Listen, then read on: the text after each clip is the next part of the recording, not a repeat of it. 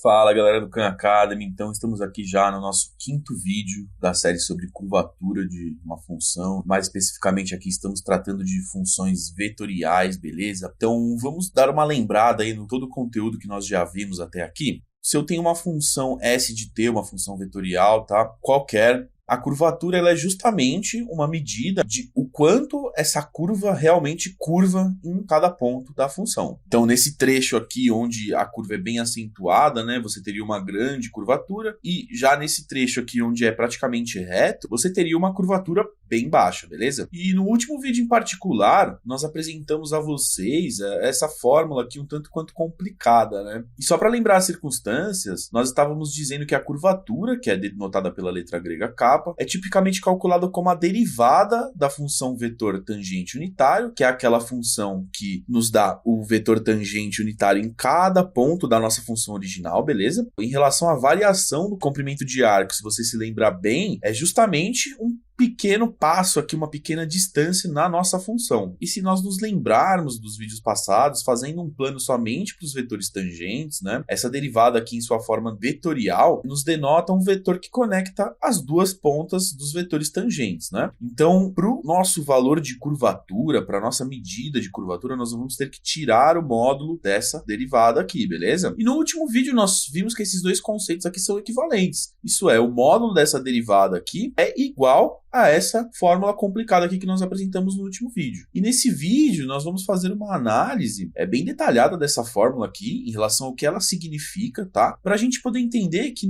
essa fórmula não é aleatória, tem bastante sentido. Ela é uma descrição bem sensata de quanto uma curva realmente é curvada em determinado ponto ou em seu todo, né? Então vamos começar por analisar o numerador dessa função aqui, que seria o módulo de x' vezes y duas linhas menos y' vezes x duas linhas. Pode ser que você reconheça essa expressão aqui como sendo um produto vetorial, beleza? Esse produto seria a primeira derivada vetorial, então x' de t, y' de t, vetor, vezes x duas linhas t e y duas linhas de t também. Se você nesse momento não se lembra ou não sabe sobre o produto vetorial, eu sugiro que você pause esse vídeo e procure nosso conteúdo da Khan em relação a esse produto vetorial, beleza? Para tanto você entender como se faz a conta, quanto qual que é o conceito por trás dessa conta, beleza? E para calcular esse produto vetorial aqui, nós temos que multiplicar os componentes dessa primeira diagonal. Então teremos x' de t vezes y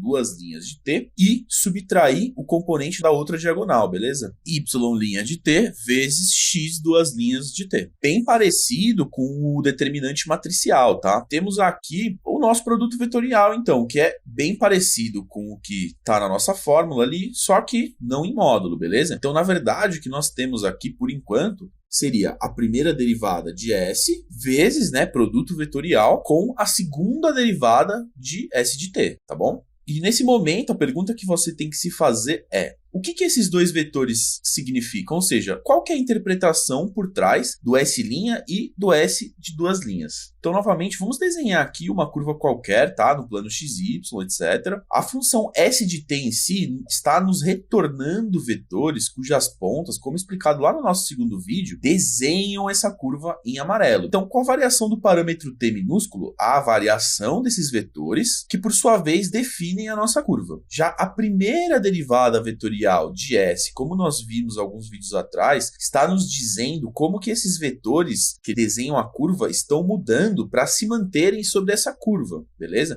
Então, ele está dizendo para onde o próximo vetor vai. E o que isso significa é que em todos os pontos da curva, você sempre obtém com essa primeira derivada um tipo de vetor tangente. Todos os vetores dados por essa função aqui, que é a primeira derivada de S, são tangentes, mas não necessariamente unitários, beleza? Como nós vimos, nós temos que normalizar para transformar eles em unitários. Então você pode ter um vetor tangente aqui grandão, que ele está indicando que você estaria viajando, né, nesse espaço rapidamente, e você pode ter vetores pequenininhos. E esse tamanho desse vetor, ele vai depender sempre da nossa parametrização t, beleza? Indo um pouco mais adiante, o que significa essa segunda derivada da função de s de t? Então, novamente, vamos utilizar o recurso, né, de desenhar os vetores tangentes no seu próprio plano. Então, esse primeiro gráfico aqui, ele vai representar pra gente s de t, e esse aqui vai estar representando s de linha t, ou seja, a primeira derivada. Então, temos o vetor tangente aqui. Vamos desenhar primeiro aquele grande vetor ali, que indica que estamos viajando rapidamente, tá? Através do plano, só para deixar como exemplo. E também os vetores subsequentes. Então, quando você está indo desse primeiro vetor para esse segundo, nós temos a intuição de que a ponta desse vetor tem que estar se movendo na direção que eu desenhei aqui em azul. E é justamente isso que a nossa segunda derivada indica. Como que a pontinha dos vetores da primeira derivada se movem um em relação ao outro. Então, se eu tiver esse primeiro vetor aqui, a segunda derivada vai estar apontando para baixo, indicando que o próximo vetor tangente vai ser desenhado com uma angulação menor em relação aqui ao nosso zero. E só para exemplificar e dizer como que esses conceitos se encaixam e demonstram a curvatura, vamos desenhar aqui novamente uma curva bem acentuada, dois vetores tangentes em relação a ela, tá? Então temos aqui o vetor tangente que aponta para cima e o vetor tangente que aponta para baixo, indicando aqui que há uma curvatura grande, né? Já que a variação entre esses dois vetores é bem grande. E desenhando apenas os vetores, né? Sempre utilizando aquele recurso de visualizar somente os vetores,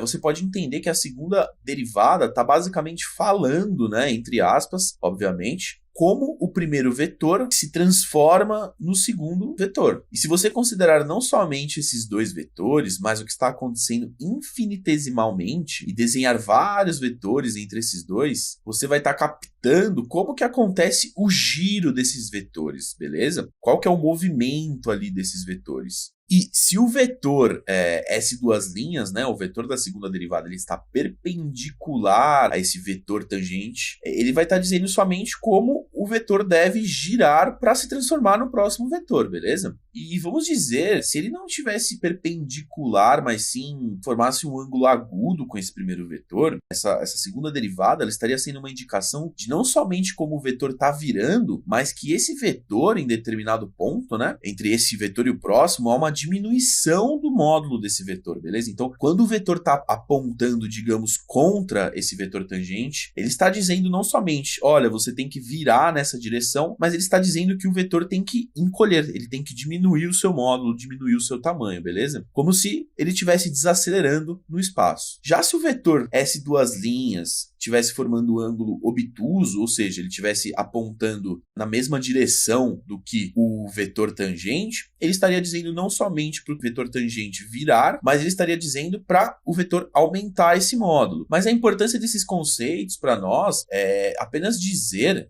o quão perpendicular esses vetores são, e é aí que vem a importância do produto vetorial, já que a interpretação do módulo do produto vetorial, que é o que a gente tem no numerador da nossa fórmula, ela é a área do paralelogramo ou do quadrilátero, né, formado por esses dois vetores aqui, beleza? O S' e o S duas linhas. E é uma medida perfeita, já que uma pequena área indicaria que os vetores são pouco perpendiculares, ou seja, o valor do ângulo formado entre eles está longe de 90 graus, e uma área que chega perto da área que seria formada caso os dois vetores fossem perpendiculares, indica justamente que o ângulo formado entre esses dois vetores está perto do ângulo de 90 graus, beleza? Já que essas duas áreas são próximas. E para não deixar esse vídeo mais longo do que já está, vamos deixar as próximas considerações para o próximo vídeo, que a gente vai conversar bastante sobre o denominador dessa fórmula complicada, tá bom? E vamos exemplificar. Então é isso, galera do Khan Academy, nós nos vemos no próximo vídeo.